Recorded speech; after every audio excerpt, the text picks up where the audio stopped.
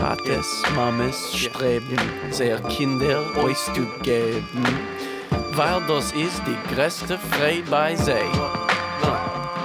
Und als Gott helft, sie sehen unter der Gruppe das Kind stehen. Vous écoutez l'émission Le Yiddish au présent, Yiddish Heint, produite par la Maison de la Culture Yiddish Bibliothèque Medem. Aujourd'hui, Gilles Rosier au micro. Aujourd'hui, c'est Louise, notre réalisatrice, et j'ai le grand plaisir de recevoir Amélie. Bonjour. Ou Amélie. Amélie. Amélie, Oui. d'accord. Amélie, vous êtes une toute jeune fille. Oui. Vous avez quel âge ? 18. 18 ans. Oui. Et vous nous venez d'Allemagne. Oui. D'où exactement en Allemagne ? Je viens d'Augsbourg, c'est Augsbourg. une ville en Bavière. En Bavière. Oui. Et vous allez nous raconter quelle est la raison de votre présence à Paris. Vous venez comme volontaire, c'est cela ? Oui, c'est vrai. Donc, je fais une année volontaire avec l'organisation ASF. Ça veut dire Aktion Sühnezeichen Friedensdienste en allemand. Et en français, ça veut dire quelque chose comme Action Signe pour le paix ou Signe pour l'expiation. Donc, L'expiation. oui. Donc, quand on est juif, on commence à comprendre un petit peu ce que ça veut dire. C'est-à-dire que c'est une initiative pour, d'une certaine manière, racheter les fautes passées. Oui, oui. Et de montrer que nous sommes là et nous sommes conscients de qu'est-ce qui s'est passé. Et donc, l'organisation est fondée après la Seconde Guerre mondiale pour montrer des signes et pour aller au lieu pour montrer que nous voulons aider. Et, oui. Voilà. Donc, quand vous dites que l'association a été créée après la Seconde Guerre mondiale, vous savez précisément en 1945, tout de suite Je suis désolée, mais je ne sais Vous pas ne sauriez exactement. pas dire. Désolée, oui. Mais est-ce que tout de suite, son action a été de proposer à des jeunes Allemands de faire du volontariat dans des institutions juives, comme c'est votre cas ? Excuse-moi. Est-ce que tout de suite, dès la fin de la guerre, l'association avait pour but d'envoyer des jeunes volontaires allemands dans des institutions juives ? Oui.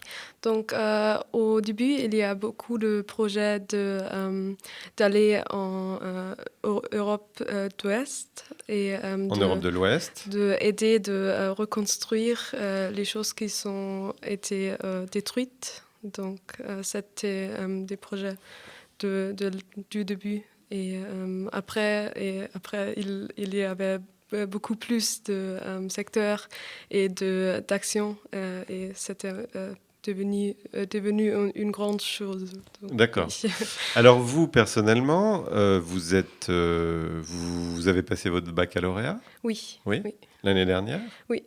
Et qu'est-ce qui vous a donné l'idée de partir comme volontaire ?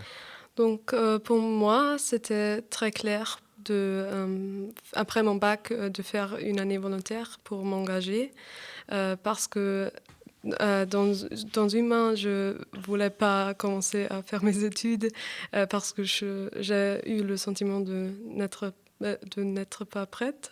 Pas encore mûre pour faire des études supérieures ? Oui. Mais aussi, je voulais donner quelque chose au quelqu'un parce que j'ai le sentiment que j'ai beaucoup de privilèges et donc j'ai fait mes recherches. Qu'est-ce que je peux faire ?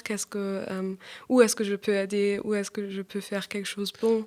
Donc vous vouliez rendre ce que la vie vous avait donné d'une certaine manière. Oui. Et quand vous dites « j'ai l'impression d'avoir beaucoup de privilèges », vous voulez dire qu'est-ce que vous voulez dire ? Donc, je suis née en Allemagne avec des parents d'académiques.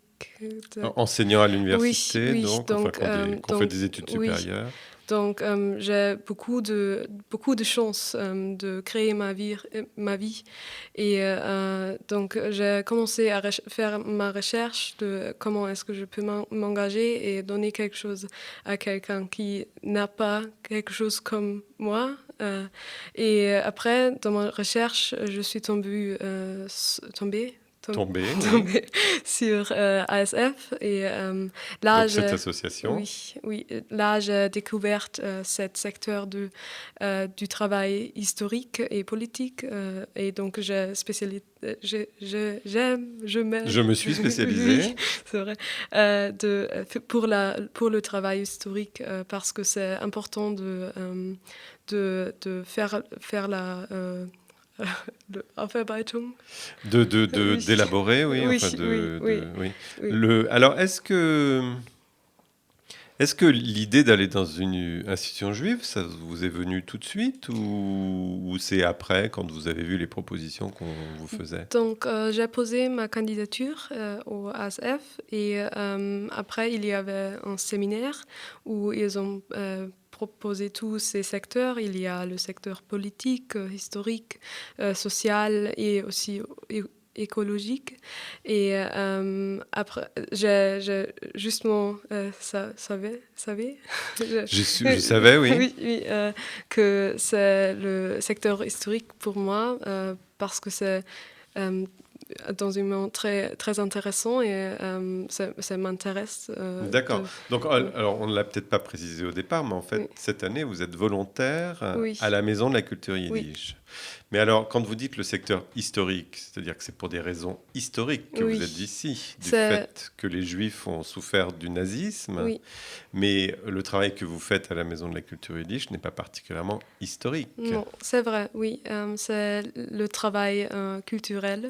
Donc, j'aime bien l'idée de renforcer la société juive et d'être partie de cette culture et faire la connaissance avec ça parce que jusqu'à maintenant, j'ai pas eu la chance de faire la connaissance avec ça parce que j'ai justement rencontré ça en contexte avec tout ce qui s'est passé avec la Shoah et l'Holocauste. Oui. Et maintenant, je peux faire la connaissance avec la vraie culture et j'aime bien ça. Et sans tout ce gravité. Ce côté très lourd, quoi, très grave. Oui. Et donc, je vois que c'est beaucoup de joie et beaucoup d'action. Donc là, vous êtes plongé dans la culture juive vivante. Oui, c'est Alors, vrai. Quand on a 18 ans, qu'on est né à Augsbourg, en Bavière, qu'est-ce qu'on sait des Juifs en général et de la culture juive en particulier, si on n'a pas fait des recherches soi-même? Qu'est-ce qu'on vous enseigne à l'école?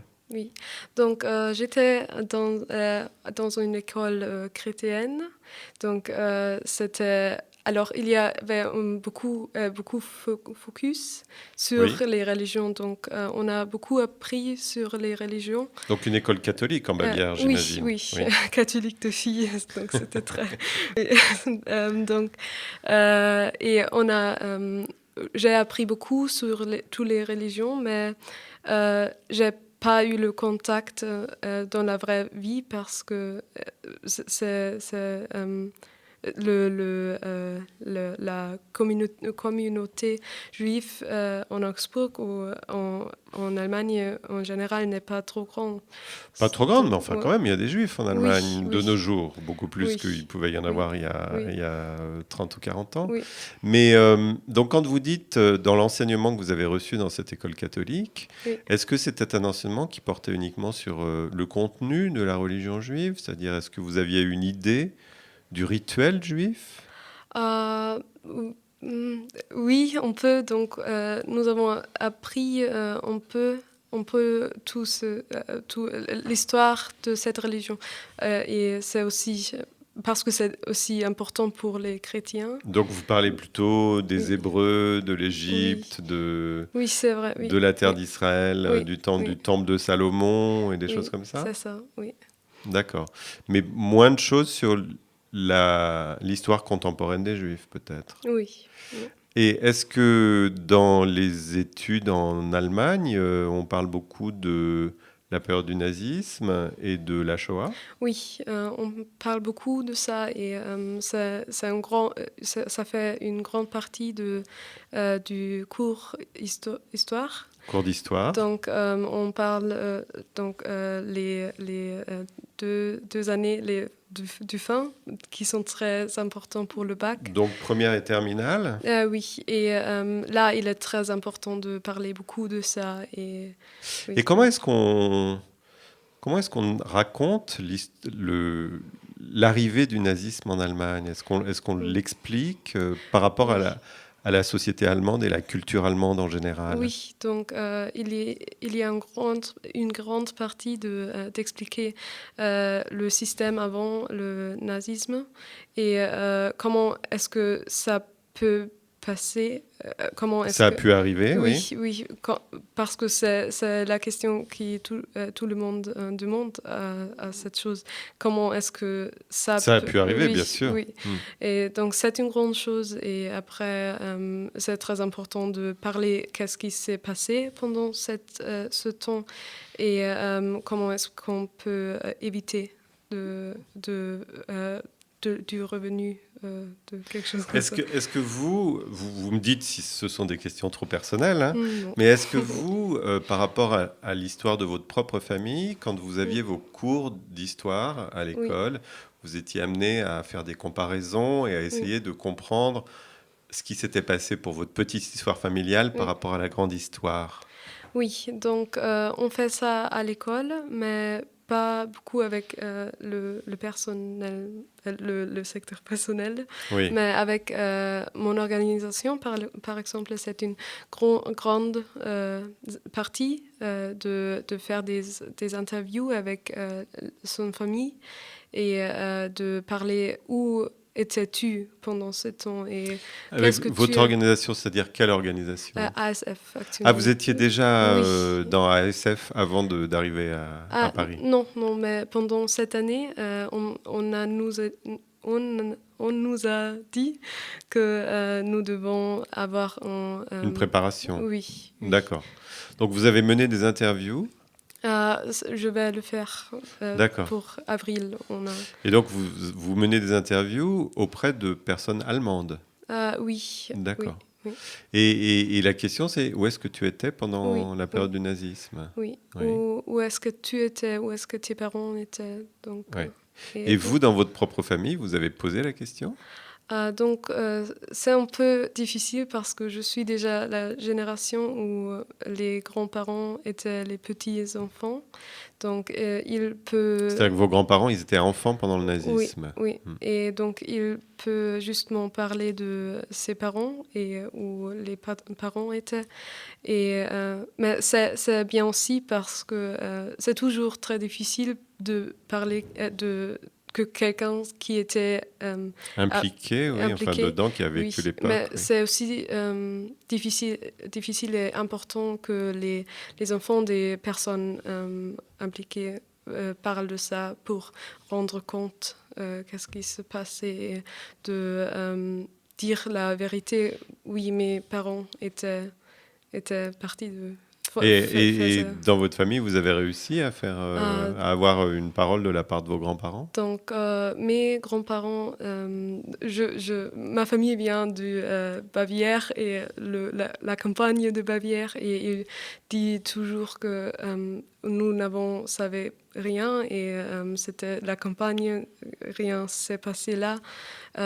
Mais je sais que mes parents de mes grands-parents. Oui, donc vos arrière-grands-parents. Oui, la mère de mes grands-parents. Oui. Elle était dans les Bund Deutscher Mädels. Donc l'union des jeunes filles allemandes. Oui. Donc je sais ça. Qui était donc une organisation nazie. Oui. Mais elle ne vit pas. Elle est morte. Oui. D'accord. Donc je peux pas parler à elle. Est-ce que c'était pas le cas de toutes les jeunes filles? Toutes les jeunes filles n'étaient-elles pas dans l'union des jeunes filles allemandes? Mais c'est pas une raison? Une raison, oui. Ou Entschuldigung. Oui, c'est pas une raison pour justifier, pour excuser. C'est vrai. Parce qu'on a fait partie quand même. Oui. Et est-ce que dans votre famille, il y a des gens qui ont dit « Moi, j'ai refusé de participer à quelque chose, par exemple » Non, parce que tout le monde, quand je parle à ma famille, ils disent justement, je sais pas, j'étais à la campagne et rien s'est passé là. Donc la mère de mon grand-père, elle était morte dans un Bombenangriff, de bombes. Ah oui, dans un bombardement, oui. Oui, donc je sais ça. Et c'est la chose duquel Oui, de laquelle tout le monde dans ma famille parle. Mais autrement, c'est juste, nous ne savions rien. d'accord. Oui. Donc en fait, c'est la chose qui a traumatisé la famille, c'est le fait que la Oui. grand-mère soit morte dans un bombardement. Oui. Donc vous disiez que vous êtes arrivé donc à quel moment à Paris? Il y a combien de temps? C'est déjà une demi-année. Oui. Depuis le mois de septembre, c'est Oui, ça? oui. D'accord.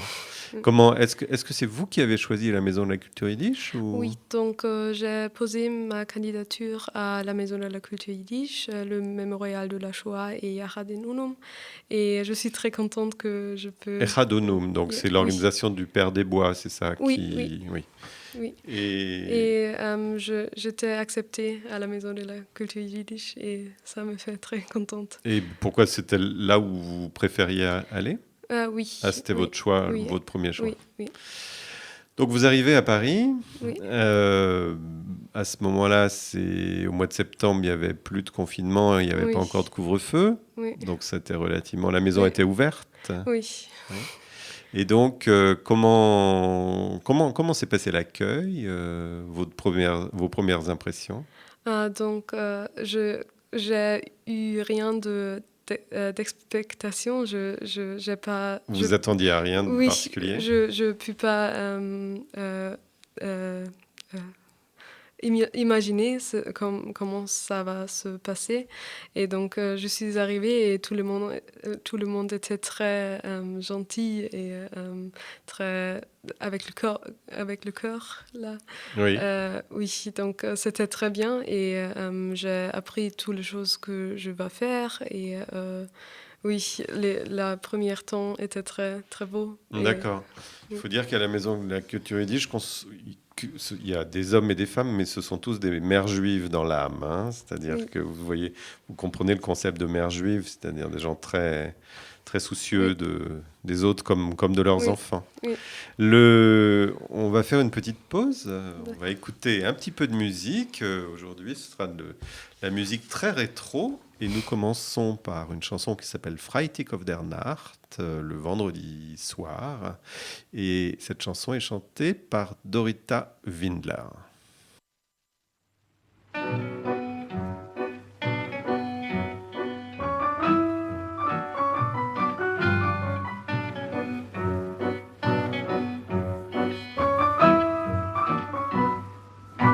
Der Mann sich in dem Freitag auf der Nacht. Ui, was für ein Schieres, der Tate mit die Kinder soll beacht. Pflegen, singen, es Mieres, pfleg die Mami sich wegsitzen, sie bunken mit der Lefferle, geben mit der Fingerlacknack. Pfleg die Bobby mit dem Geuderl, schocklen mit dem Käpperle, oi, oi, oi, wie Geschmack. Oi, oi, oi, wie Geschmack. Ja, die Boy, bim, bom, ja, die Boy, bim, bom, ja, die Boy, ja, die Hai, ja, die Daddy, ja, die Boy, bim, bom, ja, die Boy, bim, bom, ja, die Bim, ja, die Bom. Es ist Schabes, heint in Cheder geht mir nicht. Hai, ja, vergenigen. Der Tate geht von Davnen Tritt bei Tritt. Eine murmelt still anlegen. Pflegt der Vetter sich wegsitzen, verheeren die Gemüre. Titer mir a Kneb in der Back. Oh, jetzt wächst der Tal mit Kuchen, mit Pfleger sunken eine Haare. Oi, oi, oi, wie Geschmack. Oi, oi, oi, wie Geschmack. Ja, die Boy, bim, bom, ja, die Boy, bim, bom, ja, die Boy, ja, die Bom, hi, ja, die Daddy, ja, die Boy, bim, bim bum, ja die boy bim bum, ja die bim, ja die bum.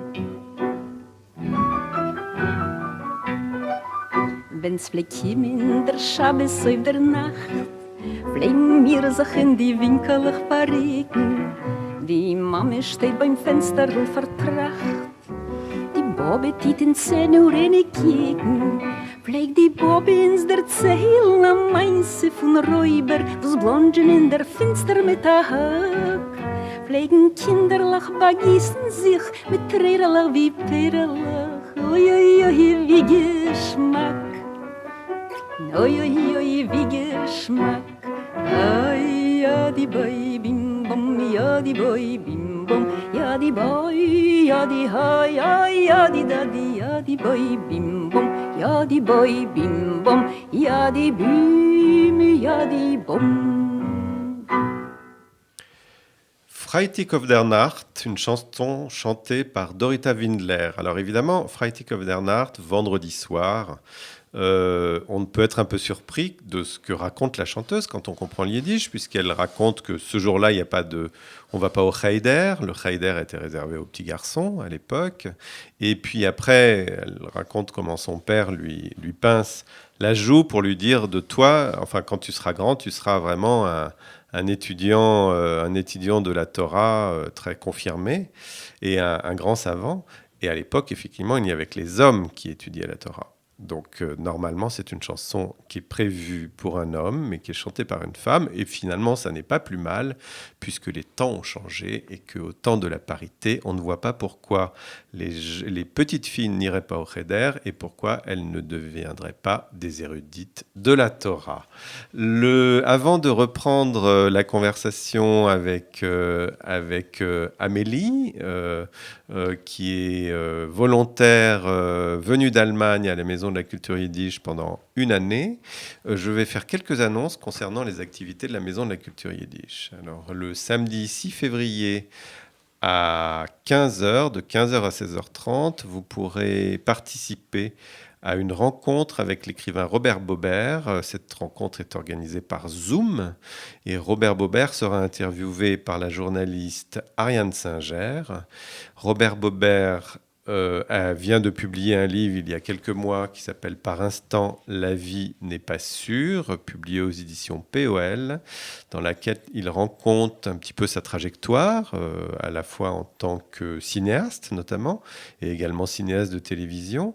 Et pour raconter cette trajectoire, il s'adresse à un homme avec lequel il a beaucoup travaillé dans sa vie et qui a été un ami cher, qui s'appelait Pierre Dumayet, qui était donc le réalisateur de télévision, l'animateur de télévision très célèbre, Pierre Dumayet, qui est mort en 2011. Donc, par instant, la vie n'est pas sûre, une rencontre avec Robert Bobert, le samedi 6 février, de 15h à 16h30.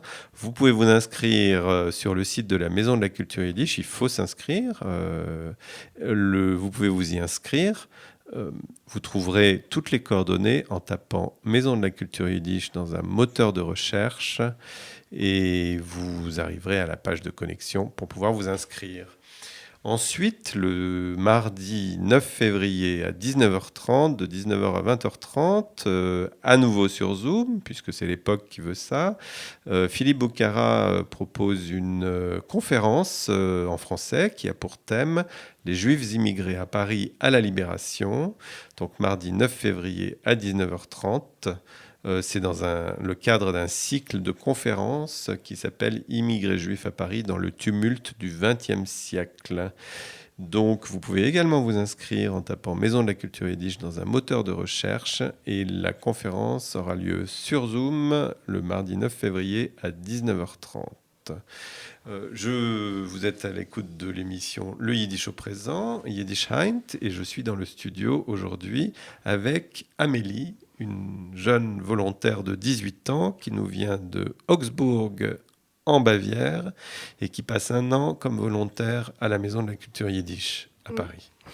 Donc nous en étions à votre arrivée à Paris, votre accueil à la Maison de la Culture Yiddish. Vous disiez que vous aviez été chaleureusement accueillis, mais la maison était ouverte au mois de septembre, mais très vite elle a fermé puisqu'il y a eu un nouveau confinement. Oui, au début, il y avait encore des événements ou rencontres littéraires en personne, bien sûr avec des règlements et avec portée de la masque et la distance entre les personnes. Donc, c'était très bien que je pouvais encore rencontrer ça Oui. avant le couvre-feu et le confinement. Oui, mais très vite, tout ça est venu. Mais j'espère que vous pourrez très bientôt à nouveau participer Oui, aux activités oui. d'accueil intégral de la Maison de la Culture Yiddish. Aujourd'hui, même malgré le couvre-feu, la Maison de la Culture Yiddish est ouverte dans les heures autorisées, bien entendu. La bibliothèque est ouverte. Oui, c'est vrai, ouais. Et est-ce Donc, qu'il y a d'autres activités que la bibliothèque? Donc, les événements et les actions sont surtout sur Zoom et en ligne. Donc, vous pouvez encore participer aux rencontres littéraires et des choses comme ça. Donc, moi, j'administre tous ces Zooms oui, beaucoup de ces Zooms et je fais les liens pour ça. Donc, j'ai encore quelque chose à faire et c'est très bien. Oui. Alors, vous arrivez à la Maison de la Culture Yiddish. Qu'est-ce Oui. que vous connaissez du Yiddish quand vous arrivez? Donc, je connaissais rien,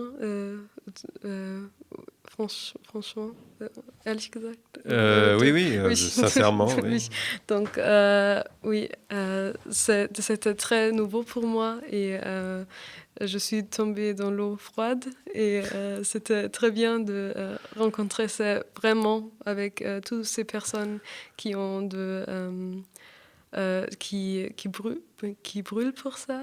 Oui, On qui dit sont que- passionnés. de ça. Donc, Mais est-ce que vous saviez en arrivant que le Yiddish était une langue assez proche de l'allemand, finalement? oui, je savais ça. Donc, c'est très, très difficile, pas difficile pour moi de comprendre.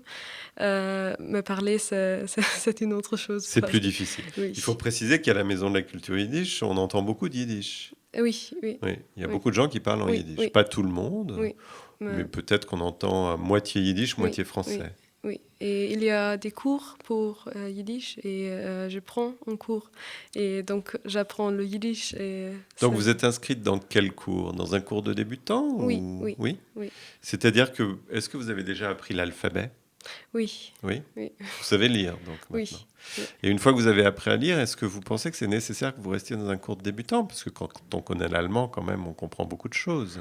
Oui, donc au moment c'est très bien avec le cours de débutant et parce que il y a beaucoup de faux amis. De faux amis, oui. Oui, et, avec décliné et conjugué. Oui, les déclinaisons sont un peu Oui, différentes, et les conjugaisons aussi. oui. Oui. Donc, et c'est la difficile part de parler le yiddish parce que je mélange l'allemand et yiddish et donc c'est très bien que pour le début, je reste avec le cours des débutants. Oui. Et qu'est-ce qui... Alors, on a parlé des similitudes entre le yiddish et l'allemand. C'est vrai que quelqu'un qui parle allemand, a priori, comprend relativement bien le yiddish. Mais qu'est-ce que vous diriez de la personnalité de chacune des langues? Est-ce qu'elles ont la même personnalité? Est-ce que vous détectez des personnalités différentes? Donc, c'est très différent, à mon avis. Donc, oui, on ne peut pas comparer. Donc, on peut dire oui, il y a des mots allemands, mais c'est une autre langue avec une autre culture. Et j'aime bien que ce sont des mots allemands, mais dans une autre langue. Et que je peux faire la connaissance de tout ça dans un autre contexte. Et ce sont des différentes choses. Oui, mais qu'est-ce qui vous frappe dans le yiddish? Quand vous avez découvert, qu'est-ce qui vous a frappé? Qu'est-ce que ça veut dire? Frappé, c'est-à-dire tout à coup vous dites « Waouh, mais ça, je ne savais pas, et ça, c'est surprenant ». Qu'est-ce qui vous a surpris? Donc, toutes les choses en hébraïque, c'est très, très bien que je peux apprendre ces mots-là. Donc les mots d'origine hébraïque oui, et araméenne. Oui. Oui. Et c'était frappé que ce sont si beaucoup mots allemands. Donc, oui. Est-ce qu'il y a des mots dans l'allemand que vous parlez où tout à coup vous êtes dit Ah, mais peut-être c'est un mot d'origine yiddish, en fait, parce qu'il y a des mots en allemand qui sont des mots yiddish. Oui. Donc, avant, je n'étais pas rendu compte Je ne me rendais pas compte. Oui, qu'il y a des mots d'origine yiddish en allemand, parce que j'ai toujours pensé que c'est l'autre Oui, le contraire. le contraire. Mais c'est très, très intéressant de faire la connaissance avec les mots qui sont d'origine yiddish. Est-ce qu'il y en a certains qui vous viennent à l'esprit? Donc, je crois qu'il y a Meshuggah. Meshuggah, Oui, qu'on utilise oui. couramment J'aime en bien allemand, ce mot, oui, oui. qui veut dire fou. Oui, oui. Et qu'est-ce qu'il y a autre? Je peux justement penser de Meshuggah au moment. Mais Il me semble qu'il y a aussi le mot meshpoge ou meshpoche, ou je ne sais pas si on l'utilise chez vous, je connais mais pas. j'avais des amis allemands qui utilisaient le mot meshpoche, Ça veut dire quoi? ce qui veut dire la famille en Ah yiddish, oui. comme familier. Ah oui. Mais sauf que en allemand, dans le parler de mes amis, ça avait un petit sens un peu, pas vraiment péjoratif, mais ça voulait dire la smala, c'est-à-dire la très grande famille, Ah oui. la famille très nombreuse, Oui, et pas une famille classique, disons. d'accord. Mais il y a encore pas mal de mots, effectivement, ça dépend aussi des régions. Je crois qu'à Berlin, on en utilise beaucoup plus Oui, c'est vrai. qu'en Bavière. Oui, oui. Donc, en quoi consiste votre travail Donc, alors, au moment, c'est tout différent avec le Covid. Mais j'administre les Zooms Oui. et j'assiste avec les Zooms. Et je Donc, fais vous les liens. assistez à tous les Zooms. Pas tous les Zooms, mais beaucoup. Surtout les grands événements. Les grands événements, oui. Oui, oui, c'est ça. Donc, en plus, je fais les commandes. Donc, si vous faisiez une commande... Une commande de livres, vous Oui, voulez dire, c'est quand les gens moi. commandent des livres par Oui, correspondance. oui, et c'est moi qui l'emballe. Ok. Donc, je suis l'assistante pour tout le monde à la maison. Donc, si quelqu'un a besoin d'aide, je suis là pour assister. Formidable. Quand vous parlez des Zooms, en ce moment, en fait, Oui. qu'est-ce qu'il y a par Zoom à la Maison de la Culture Yiddish? Donc, par exemple, le maison et la bibliothèque Medem a un nouvel livre, c'est Weizmann 2, et par exemple, il y Donc, avait... elle publie un nouveau Oui, livre oui, d'un poète qui s'appelle Aaron Zeitlin, Oui. enfin, en l'occurrence, Oui. c'était un dramaturge, puisqu'il s'agit d'une pièce de théâtre. Oui. Donc, dans la semaine dernière, il y avait le rencontre avec ce livre. Et Donc, oui. une rencontre pour la sortie de ce livre, à l'occasion de la sortie de ce livre. Oui. Oui, et il y a encore les choses comme Yiddish auf der Zunge. Donc où Yiddish on auf der parle- Zunge, qui est un atelier de conversation yiddish, Oui. qui se fait normalement dans une salle, et là, Oui. qui se fait en Zoom en ce moment. Oui, où il y a des événements comme où on apprend quelque chose sur la culture yiddish. Alors, ce sont toujours les événements qui normalement passeraient en personne, mais maintenant justement en Zoom. D'accord, qui comme devraient être organisés dans les locaux, Oui, mais oui. qui sont obligés d'être Oui. organisés par Zoom. Mais du coup, ça attire un public qui n'est pas parisien. Oui, c'est vrai, ouais. Il y a des gens de province ou alors de l'étranger Oui. qui participent aux activités de la Maison de la Culture Yiddish. Oui. Oui. Donc c'est un mal pour un bien, comme on dit. Oui, c'est vrai. Nous allons refaire une petite pause. À nouveau une chanson que vous allez sans doute reconnaître et je vous en dirai quelques mots un petit peu plus tard.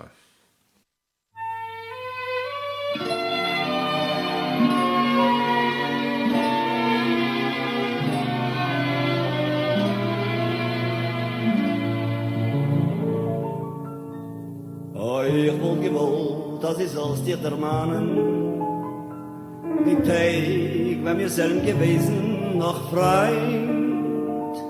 Wir sind gegangen, spazieren zusammen, die Sonne hat gescheint noch viel stärker wie heim. Heint fallen die Blätter verwelkte von Bäumen, mein Herz euch verwelkt, denn sie weint, denn sie schreit. Es fallen die Blätter verwelkte von Bäumen und ich bin allein, nur mit mein Treurigkeit. Der Wind juckt die Blätter mit sich mit in a schwarze vergessene Nacht. Na das Lied vergessen will ich nicht, was die hast vor mir ausgetracht. Das ist das Lied von deiner Liebe, heute ist kein Liebe, kein Mundgewinn. Ich hör das Lied in alle Stiebe, nur dich allein kann ich nicht sehen.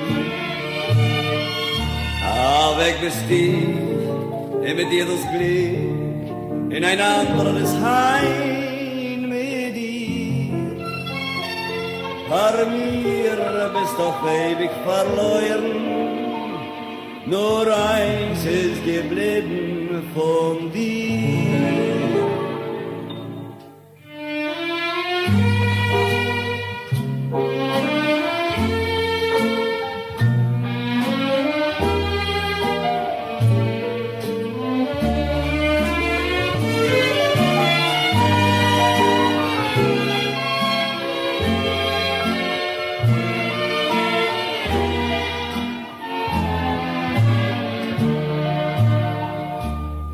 Weg bist du, mit dir das Glück, in ein anderes Heim mit dir. Vor mir bist doch ewig verloren, geblieben nur die Melodie.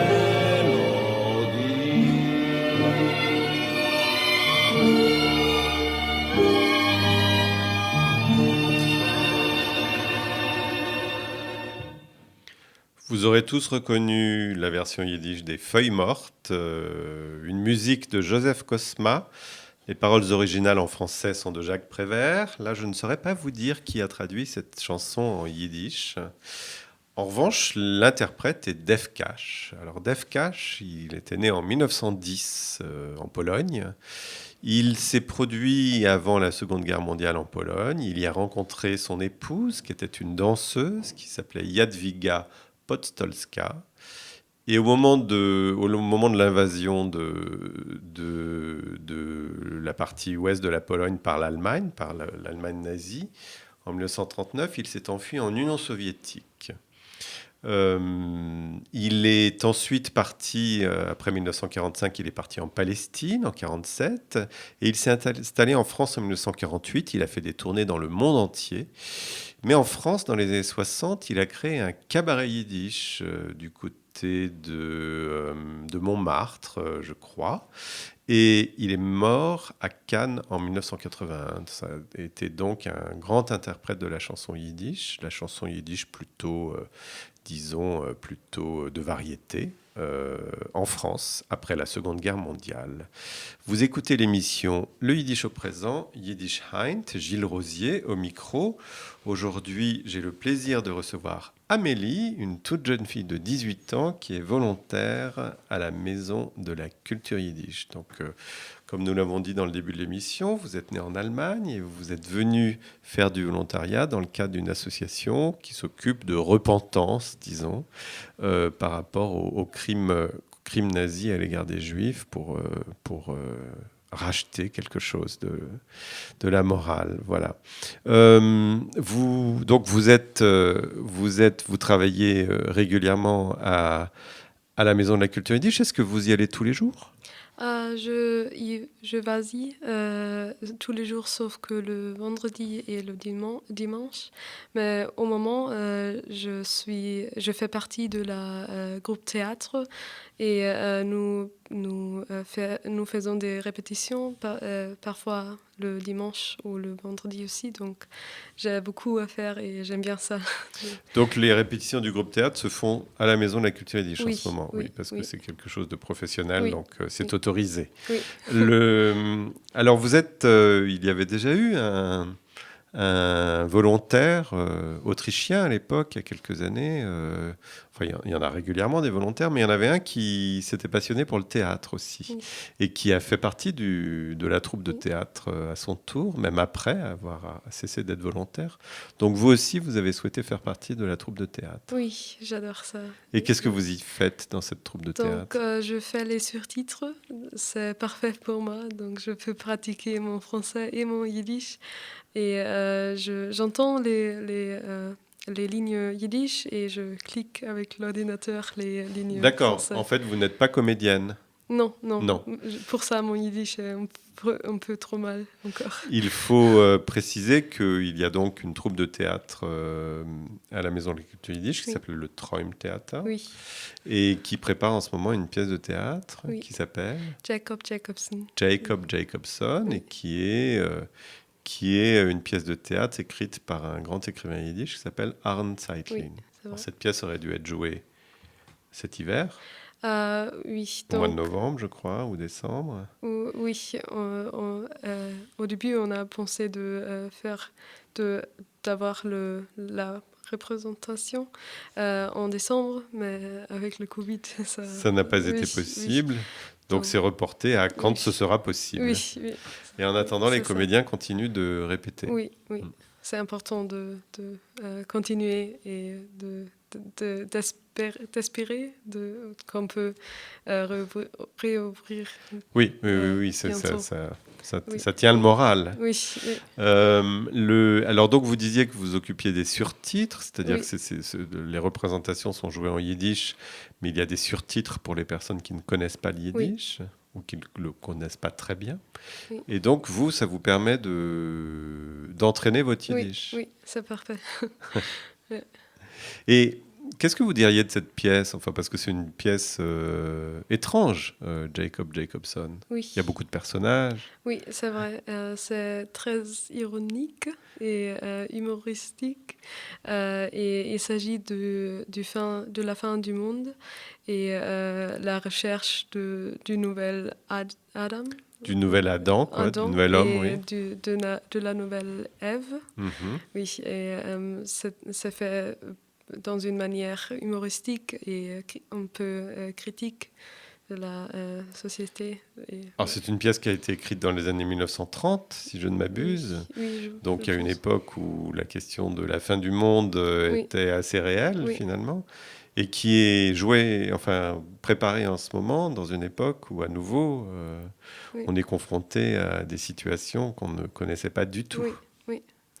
Comment est-ce que vous vivez cette période de Covid loin de chez vos parents, à Paris Est-ce que vous vivez toute seule déjà à Paris? J'habite ici avec 7 autres filles.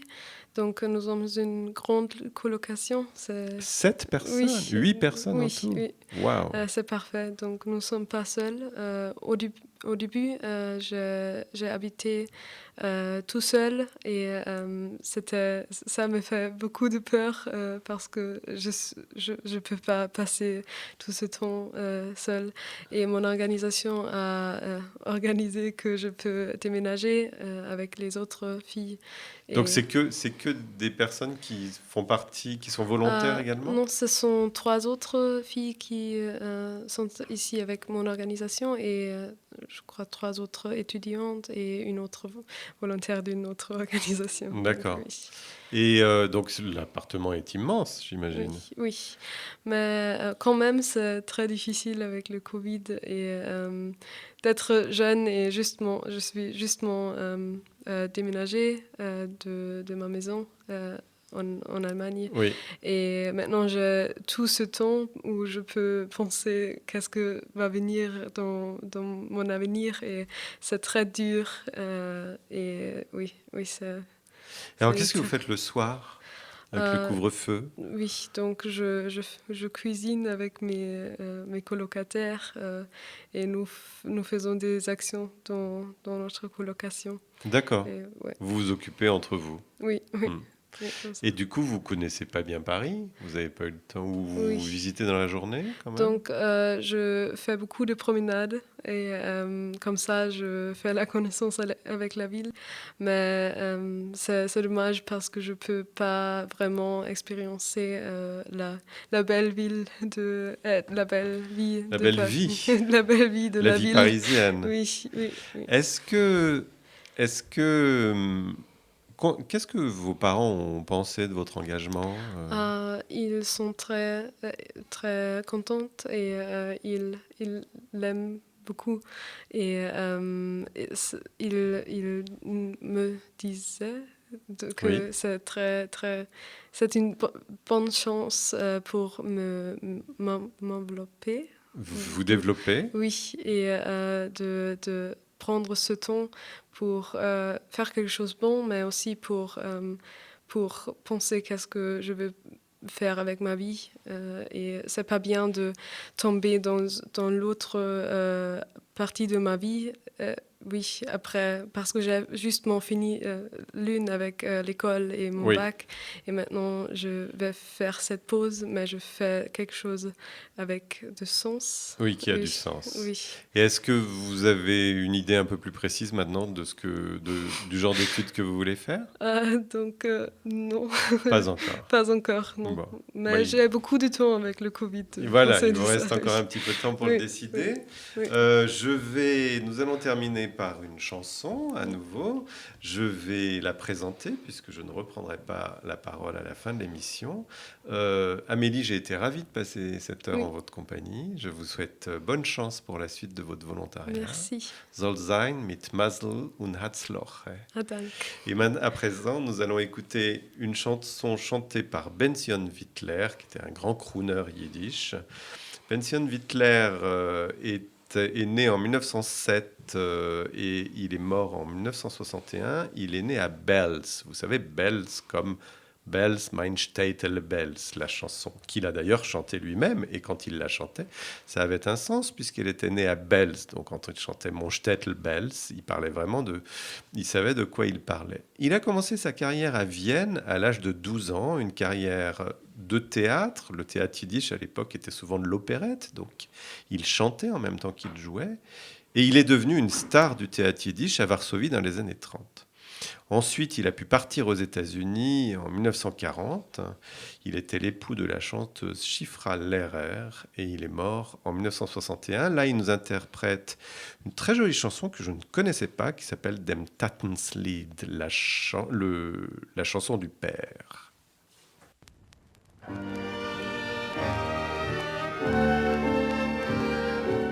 Komm her zu mir, mein teuer Kind. Es ist dein Geburtstag. Und ich will dir sagen, Apobert. Ich will dir singen ein Liederle, mein Kind. Ein Lied, was mein Tat hat mir gesungen, wenn ich bin ein Kind gewesen. Und ich will das Lied sich einkritzen bei dir in Sekuren, bei dir in Herzerle. Und wenn die wirst älter werden und Kinderlich haben, wirst du euch singen zu sehen, oder das Liederle. Ein pushet Lied, aber ein herziges. Ein herziges, viel mit jüdischen Chein, mit jüdischen Tarn. Und nun komm her, mein Kind, weil beim Taten bist du doch allemal ein Kind. Wie alt du sollst nicht sein. Komm her, mein Kind, den Herr, was dein Tate wird dir sagen. Gedenken sollst du, mein Kind, dein Tatenslied.